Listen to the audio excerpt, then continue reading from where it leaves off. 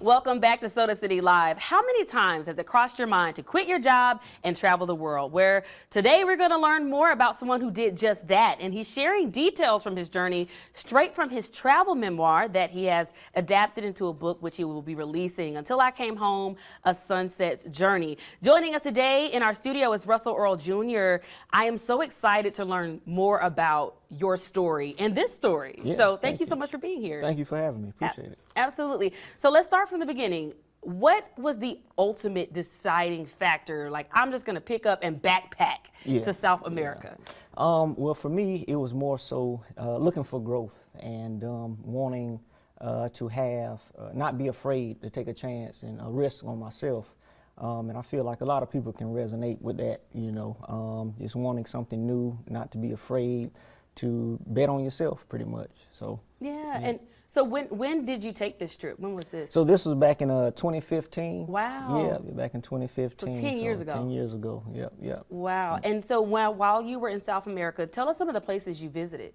Yeah, so I got a chance to visit several countries. I went to Venezuela, Colombia, Peru, Argentina, Chile, Ecuador, so about 7 or so. Yeah. So yeah. Now, before you left, did you do any research on these places so you kind of knew where you wanted to go? I had an idea of what I wanted to do. Had a few places that I wanted to check out. But yeah, some research was done. But sometimes going somewhere and just having the experience, just to kind of see what you find, and also, you know, means a lot too. You know.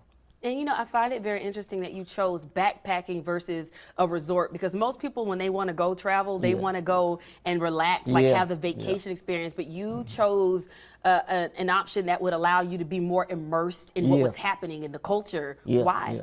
Yeah, I just wanted to feel a bit more connected to like where I was and to the people. I feel like a lot of times getting a hotel or going to some fancy place, you kind of aren't tapped into the area, to your surroundings, and I definitely got all of that. So, how would you describe the overall experience once you came home? Like, were there moments where you were nervous while you were there? When you came home, did you feel like, wow, I did that? Yeah. Believe it or not, when I first came back, prior to coming back, I was kind of concerned, like, wow, you know, I don't have a job or anything, like my trip is going to be over.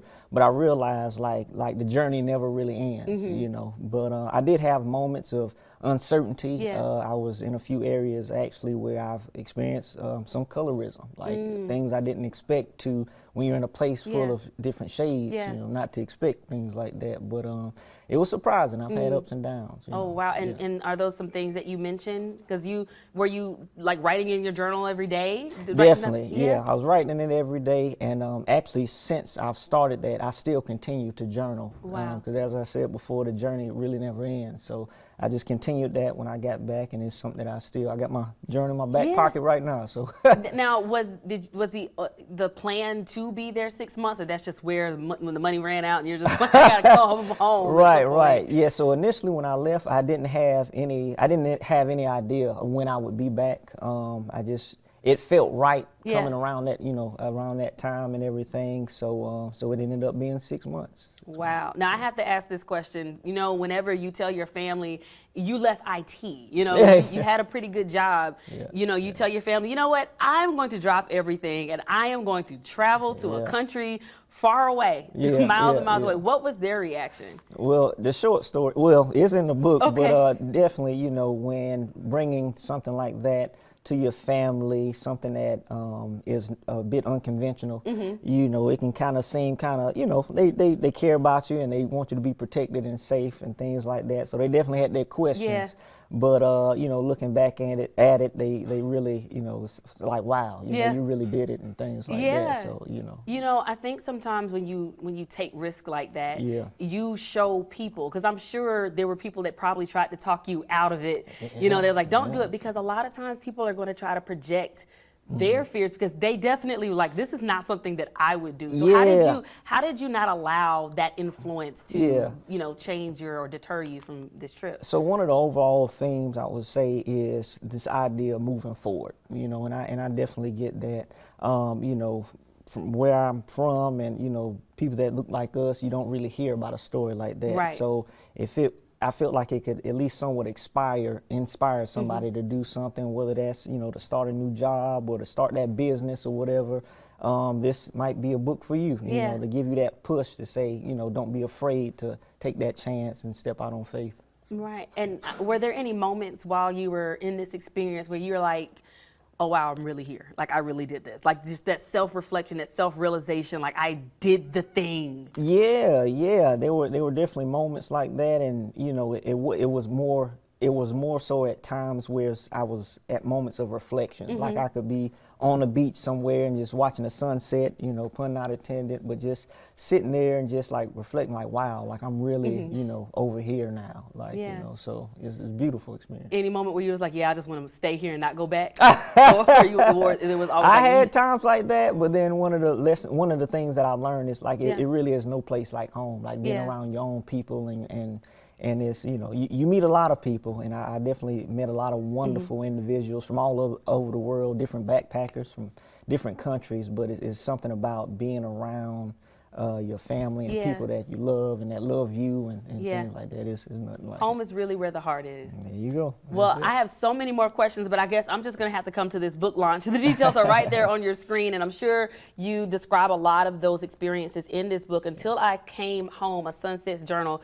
I would love to know more about that title, but as we get to that, I want to just make sure you guys know he is going to have a book launch. You can have this book. You can ask him questions if you don't feel like you got all the questions answered here, because I promise you, I have tons more. So again, this is going to be on Saturday, April 26th, 4 to 7 p.m. What made you decide to make your personal experiences into a book? Was that always the plan, or you just was like, you know, other people need to hear this? Well, I love writing. I knew that I wanted to at least keep a journal so I could always look back and reflect on it. But I didn't want to be selfish, and not share this with other people. You know, I feel like it's an important story to tell. You know, to help encourage other people to do things. And also too, I want to say that'll be at Curiosity Coffee for the book release. But it worked out perfect for me. I love it. Well, congratulations. Thank you. On being an author now. Appreciate it. Thank you. Is it something you think that you may do again? I know it's been 10 years. I probably wouldn't do it for that long, but I would definitely love to check out other places, you know. So, okay. Sound good. Well, we'll be looking for part 2. Right. Awesome. Well, thank you so much for being here. Again, Until I Came Home, a Sunset's Journal. You can get that. Where can they purchase that? So you can get it right now from All Good Books and 5 Points. It is available online too, but All Good Books have it right now currently. Awesome. All right. Well, still to come here on Soda City Live, the 250th anniversary celebration of The Shot Heard Around the World. It's happening in Lexington. We'll have more on how you can celebrate and participate.